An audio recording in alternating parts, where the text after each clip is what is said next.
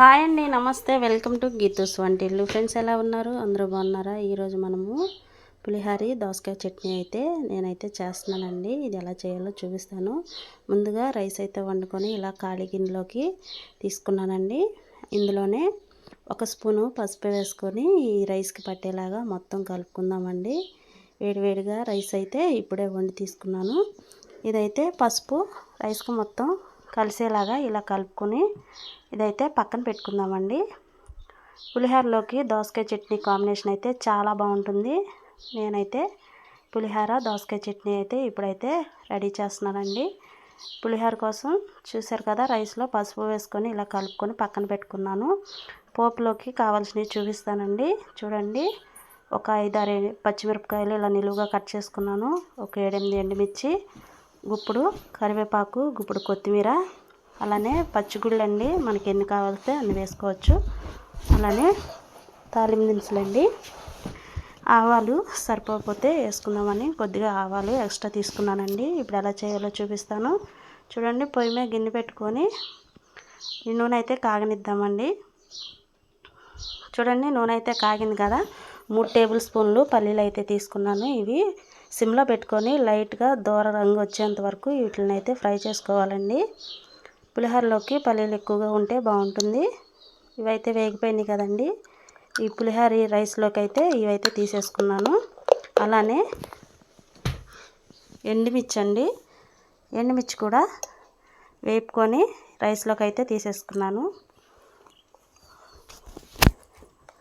ఇందులోనే మనం నిలువుగా కట్ చేసుకున్న పచ్చిమిరపకాయలు అలానే కరివేపాకు కూడా వేసుకొని ఇవి కూడా లైట్గా, పచ్చిమిరపకాయలు లైట్గా వేగితే సరిపోతుందండి. ఇలానే కరివేపాకు కూడా వేపుకొని ఇవి కూడా ఈ రైస్లోకి అయితే తీసేసుకుందాము. ఇందులోనే క్యారెట్ కూడా వేసుకుంటే బాగుంటుందండి.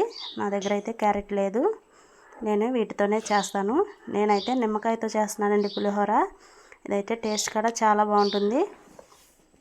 నిమ్మకాయతో, చింతపండుతో, దేనితోనైనా చేసుకోవచ్చు.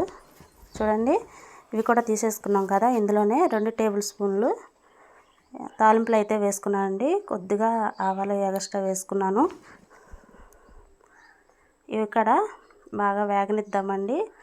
బాగా వేగితే పులిహోరలోకి ఈ పోపు పచ్చెనగపప్పు కరకరలాడుతూ తగులుతూ బాగుంటుందండి.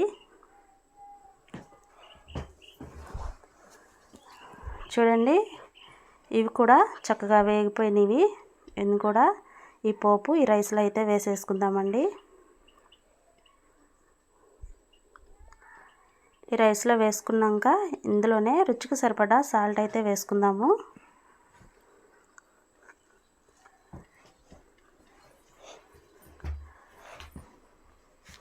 చూడండి, 2 టేబుల్ స్పూన్ల సాల్ట్ అయితే వేసుకుంటున్నాను. సరిపోతే తర్వాత అడ్జస్ట్ చేసుకోవచ్చండి. అలాగే పులిహోరలోకి 3 నిమ్మకాయలు అయితే తీసుకున్నానండి. ఈ నిమ్మకాయలను కూడా ఇందులో పిండేసుకుందాము. మనకు పులుపుకు సరిపడా మనం నిమ్మరసాన్ని యాడ్ చేసుకోవచ్చండి. నేనైతే ప్రస్తుతానికి 3 నిమ్మకాయలు తీసుకున్నాను. సరిపోతే ఇంకొక కాయ కూడా పిండుకుందాం మనం. ఈ మొత్తం ఇలా నిమ్మరసం తీసుకొని ఇందులో వేసేసుకున్నానండి. ఇవి మొత్తం ఒకసారి కలిపేసుకుందాము. రైస్ వేడిగా ఉందండి, అందుకే గట్టితో కలుపుతున్నాను. గట్టితో కన్నా చేతితో కలుపుకుంటే రైసు ఈవెన్గా కలుస్తుంది. బాగా ఉండలు లేకుండా చక్కగా ఇలా చేతితో కలిపేసుకోండి.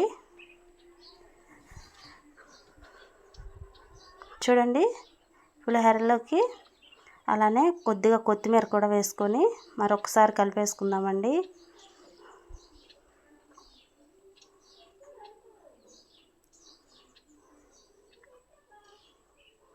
చూడండి, చక్కగా కలిసిపోయింది కదా. మనం 2 స్పూన్లే సాల్ట్ అయితే వేసుకున్నాం కదండి. ఇప్పుడు ఒకసారి ఉప్పు అయితే చూసుకుందాము. ఉప్పు అయితే సరిపోలేదండి. ఇందులోనే మరొక స్పూను సాల్ట్ అయితే యాడ్ చేసుకుందాం మనం.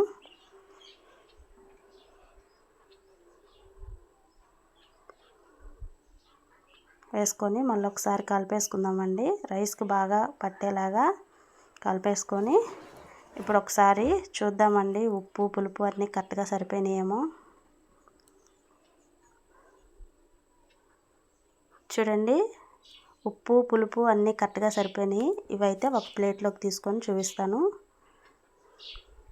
చూడండి, పులిహోర అయితే ఒక ప్లేట్లోకి తీసుకున్నాను. దీని కాంబినేషన్గా దోసకాయ చట్నీ అండి. ఇది ఇలా ట్రై చేయండి. దోసకాయ చట్నీ పులిహోర కాంబినేషన్ చాలా బాగుంటుంది. అలాగే ఫ్రెండ్స్, ఈ వీడియో మీకు నచ్చితే లైక్ చేయండి, షేర్ చేయండి, కామెంట్ చేయండి. కొత్తవారు ఎవరైనా మన ఛానల్లోకి వస్తే ప్లీజ్ సబ్స్క్రైబ్ చేసుకోండి. పక్కనే బెల్ సింబల్ ఉంటుంది, క్లిక్ చేయండి. నేను ఎప్పుడు వీడియోస్ పెట్టినా మీకు నోటిఫికేషన్ అయితే వస్తుందండి. ఈసారి దోసకాయ చట్నీ ఎలా చేయాలో నేను చూపిస్తాను. అలాగే మీరు ఫాలో చేయండి. మీరు లైక్ చేసి ఫాలో చేయడం వల్ల ఈ వీడియో ఇంకొంతమందికి రీచ్ అవుతుందండి. Thank you.